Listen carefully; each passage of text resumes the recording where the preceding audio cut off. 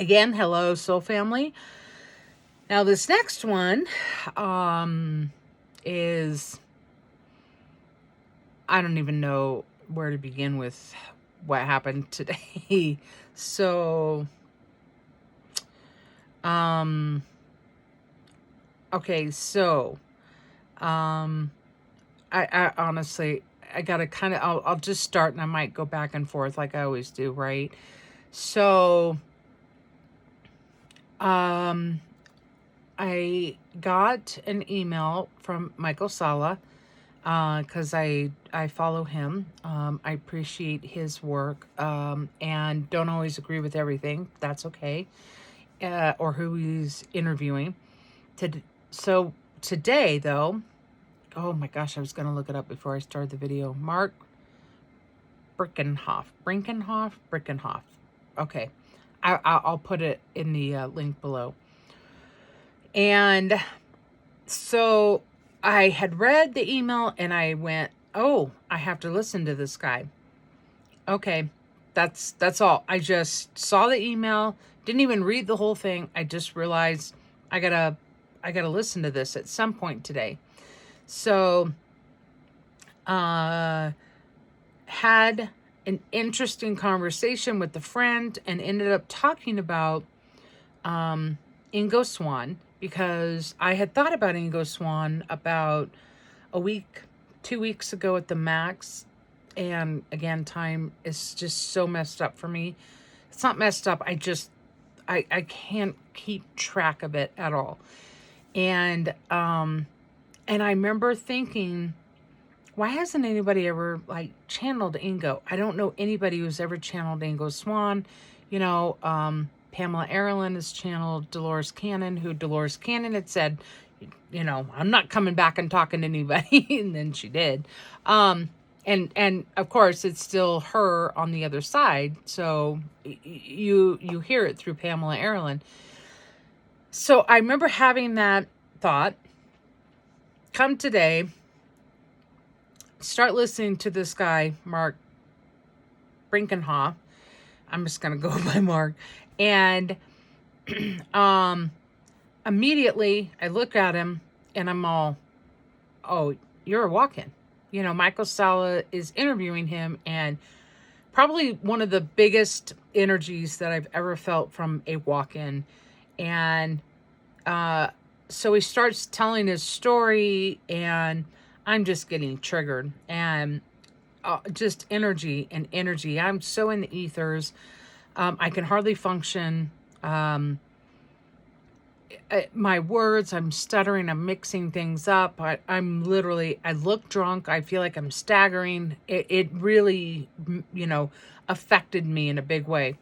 I haven't even finished it. So I'm doing this video and I haven't even finished the interview. So I have to stop the video. And again, I can't even tell what happened first, but I had another friend who was asking me about the energy today and how interesting the energy is. And I'm like, oh, well, mine started last night. And I was watching a UFO documentary and I could feel this new galactic energy coming through, going, okay, I don't recognize this energy. I don't know who you are. Now, the Sabians and the Ortnooks had come to me about 3 months ago. And the Sabians and the Ortnooks have been with me my whole life. They were my dream that I had when I was 5, between the ages of 5 and 6. And I had this quote unquote repeating dream. And it pertains specifically to the house that I was living in at the time, the Spanish house that I talked about in my book.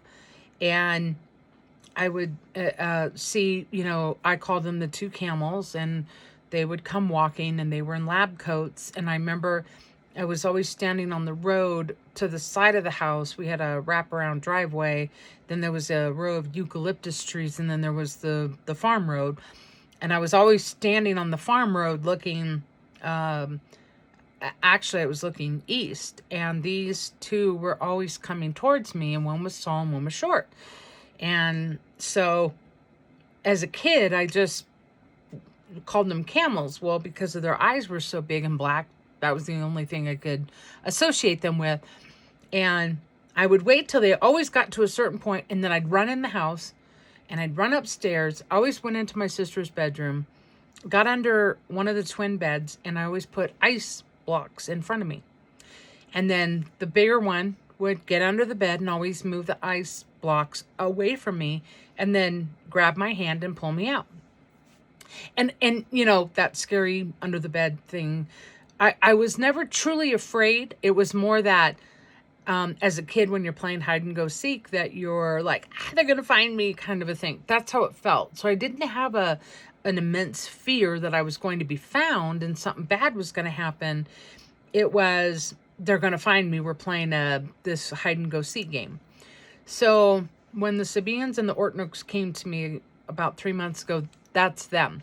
They showed me that was them. They've been with me my whole life. They've assisted through certain things.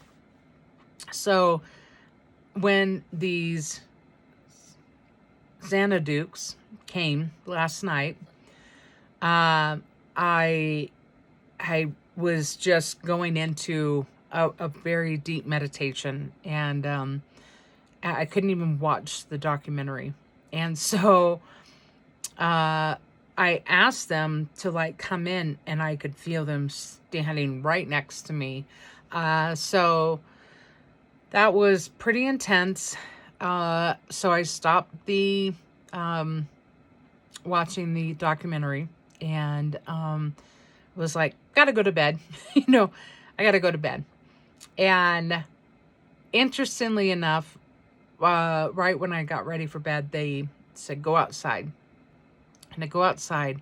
Now, Friday night, I had to walk 20 feet around, you know, a block to the moon. I had to walk like 20 feet out into the middle of the field to see the moon. This time, I opened my door, and there's the moon directly in front of me. And I'm going, Friday night, Saturday night, Sunday night, Monday night, Tuesday night, 5 days, and the moon is gone from, you know, if you look at the sky, I would say like I was holding my hands out probably a good 2 feet. And I started going, am I in this dimension? Am I here? Because I was already out of it, and I'm going, I can't tell. And why was the moon in front of me when the moon was way over there on Friday night, and now it's right in front of me? How did the moon get all the way over here? Like, I mean, I was really kind of tripping. I'm looking all around, and I'm feeling very out of place. That's why I kept saying, am I here or am I somewhere else? Came in, and I went, I started to go into a very, very deep meditation, and I hear, we are the Xanadu. And I tried to pull out of it, and I was trying to say, remember that name, you know. And so then I was out. So today, in, you know, having a conversation with someone, I kind of went, oh my gosh, you know, Xanadu. Well, I thought it was Santa, S-A-N-A, Duke. And then it, you know, it was revealed to me that it was Xanadu. So that was interesting because I've never heard of them. I don't know the Xanadukes. And it sounded like, to me, Xanadu, when I remember the movie. Well, I remember a movie called Xanadu with Olivia Newton-John in it. Don't ask me what it was about. I have not a clue. I don't even know if I saw it. I think I did as a kid. I don't know, but whatever. And this name was just really super strong. So now I'm being shown to watch this guy, Mark, and as I'm watching him, and I'm still kind of processing the energy of the Xanadukes, and all of a sudden Ingo Swan shows up. And I'm like, what? You know, Ingo Swan's here. And I've never read any of his books. I only know of him because really other people telling me things. And that's pretty much it. I remember watching some type of documentary, and it wasn't specifically about him, but he was in it. And I remember thinking, I really like the guy's energy. I mean, he really was an amazing, energetic soul. And so here I'm feeling him, and I'm going, this is really interesting. And so I turn off that interview with Mark, and I go into like, who's this Mark guy? And sure enough, Mark knew Ingo Swann, and they were friends for many years. And Mark had just posted on Facebook that it was Ingo Swann's birthday. And I'm going, of course you're showing up. It's a high vibing day for you, right? So Ingo, he holds out his hand like this to me, like he's showing me, he leans like this, and he says, showing me all these people. And he said, most authors, almost all of them, did not tell the truth in their books. They wrote the books, and they always left out something for fear of being told they were crazy. It didn't sound right. It didn't fit the narrative. Whatever their story was, they did not always tell the truth. I was like, whoa. And, he named some names of some very prominent, authors, and of, the community. And not that it was bad. It's not that. He was just stating that they didn't tell the truth. And he said, we have to tell the truth. We need to tell the truth no matter what. It's time. So, he also told me he was going to hang out for a little bit. He said that, he made a funny kind of comment. His energy is very, it's not serious. It's just, you know me, I'm pretty laughing and joking, and, things are just crazy funny to me.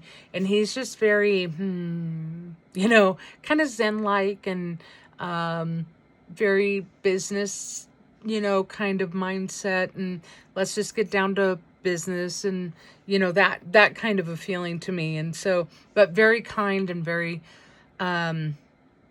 it's interesting. I would not use the word loving in how humans feel that somebody's loving, but I would say caring. And he always wanted to get down to what it is that should be done. So it's like, hey, okay, let's get to work. That's how I felt with him. So anyway, he said that during his time, it was very difficult to, find a companion, and that a lot of people didn't understand him. So he only had very few friends and people that he trusted. And so I can relate to that, looking or finding a partner. For me, I've just kind of said, okay, if it's going to happen, it's going to happen. But if it's not, it's not. I'm okay with me being me and who I am and what I'm here for. So I think he was, confirming for me as well that this is what we came here to do. So, so I'm feeling him, and feeling this Mark guy who's a walk-in, and then talking about Ingo Swann, and very few people know that one time I channeled Pat Price. Now, Pat Price and Ingo Swann also knew each other, and that's from this relationship that they had, and I believe it was Russell Targ, and another friend of mine who has talked about these people is where I really learned about them. And so he was sharing about Pat Price and, Ingo Swan and Russell Targ. And so, and that they were on the Stargate project. And so all of a sudden, Pat Price shows up tonight. And so I had channeled him in a very unusual way. But he shows up and and he says, I was very blown away because and it always surprises me who shows up and what they say to me in sharing, but it's time. There's a different timeline that's coming up, and it's time for us to open up so that we can jump on that timeline. So he says, he said that he had gotten very frustrated, and he felt that they weren't listening to him, and they meaning the government. And so the work that he was doing, he felt like he was being used, and they were starting to manipulate and change and all this. So he got really frustrated with them. And he goes, yeah, he says, the guy that has the briefcase attached to him, he goes, that's not who you think he was. And he said, that guy is one of the ones that turned me in. And so I was like, what? Wait, I'm going, oh my gosh. So, here is someone who was a part of the Stargate, and he's talking about someone, in a completely different project. And he's going, yeah, he was supposed to be the nice guy, but he actually was one of the worst spies in the SRI. And I'm going, oh my gosh. And it really kind of surprised me. But it didn't, because I knew there was some connection. And I said, I lived with that man. And he said, exactly, we used you. And I went, what? What do you mean? You used me? And he goes, we needed an MK Ultra to try to break another MK Ultra. And we used you to see if you could break him.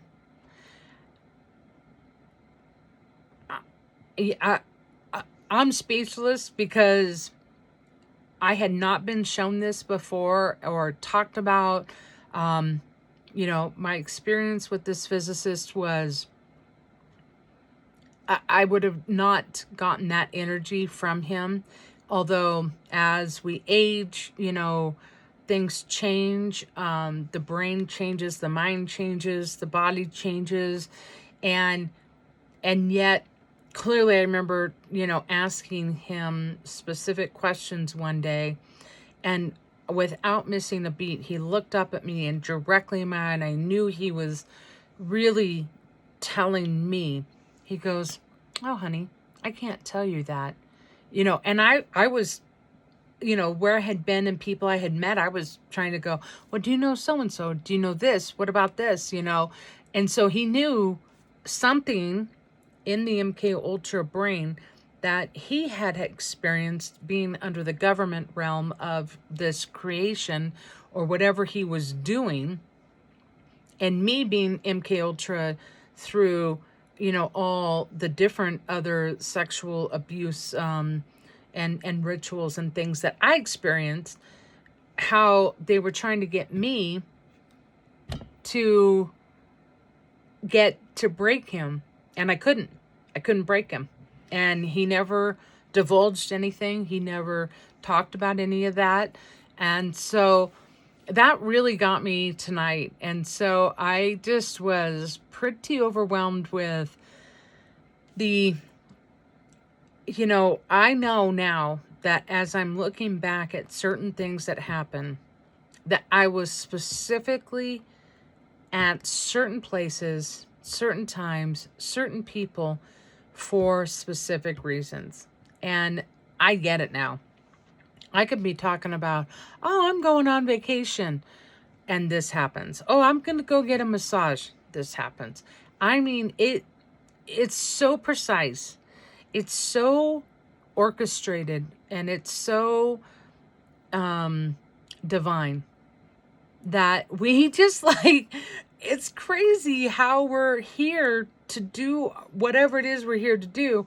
We are all actors in these movies that we're playing, and the creations, and how we're all directors and playing this out, and getting stuck in the what happened to me, woe is me, and that victim mentality. And I was there, so it's not like I'm, blaming anyone, because you have these human experiences and they play a role.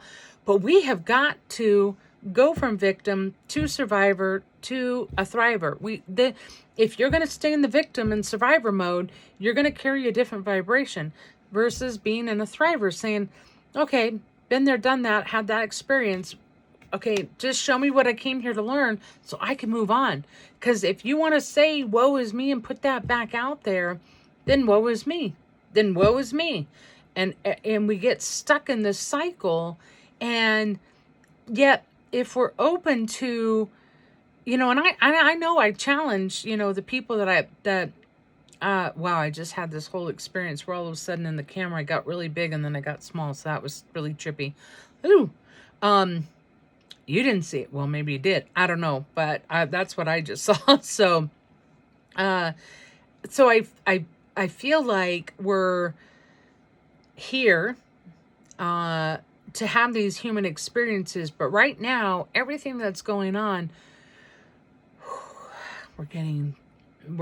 we are in that thriving stage. We are ready for the more, and the more is us. We're ready for this timeline shift. We're ready for ascension. Is not that we're leaving. Ascension is we're just opening up more. We're receiving more. And I'm challenging, even those that I channeled today.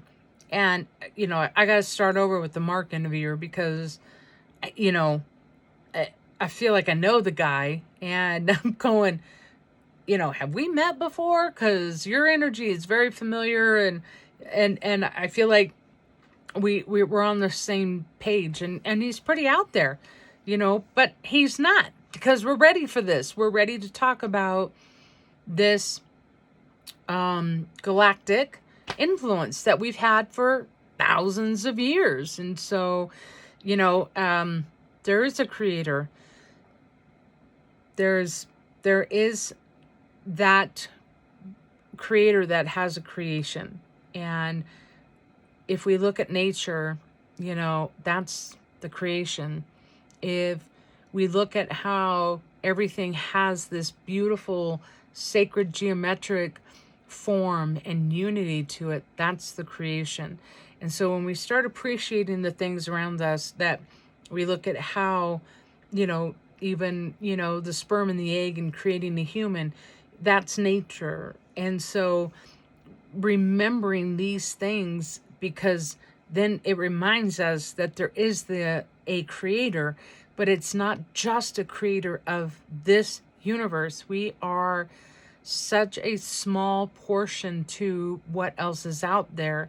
And the challenge is to allow our mind and our brain and our spiritual being and everything, as we keep continuing to grow and expand. I say this all the time in my sessions. You are only here to grow and expand, or not. It's up to you. You want to come back? Come back. That's fine. It's your journey. You get to choose. And if you don't, grow and expand, grow and expand, grow and expand. And then that's when you're going, oh, my saying, I got to change it. It's just so funny because I always go, oh my God, I cannot make this shit up, and it's not shit. It's fun, magical miracle things that are happening.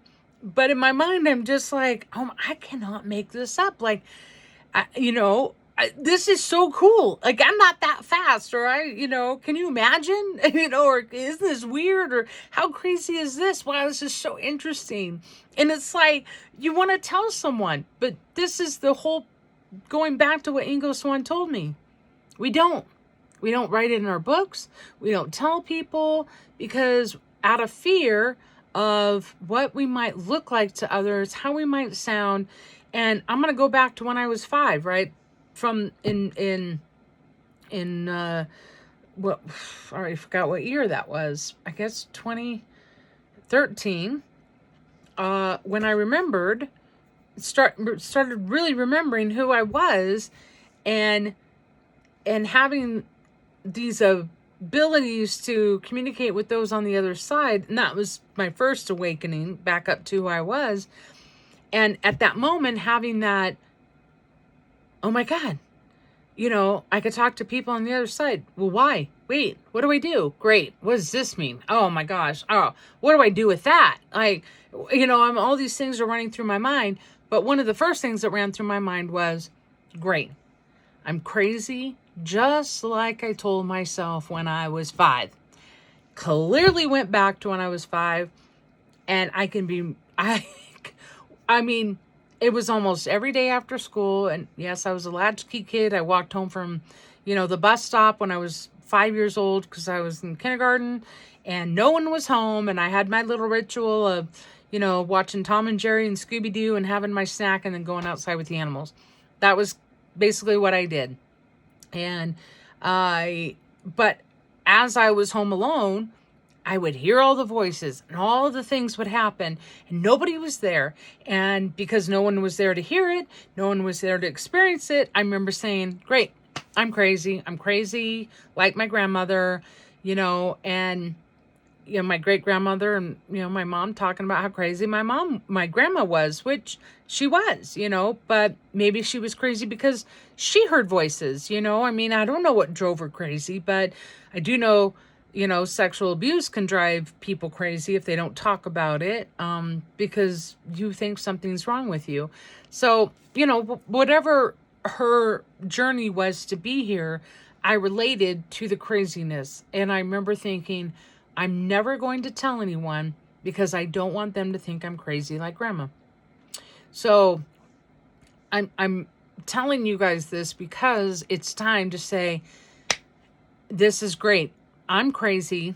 I got the crazy train. I got the peace train. I got the love train. And now I'm going on the gravy train. So if y'all want to join me, let's talk about this. Let's, bring this up for discussion and really start bringing up about the crazy stuff is happening. And the more that we can talk about it and not be afraid of how crazy it sounds, the more that people are going to go, oh my gosh, I'm not the only one.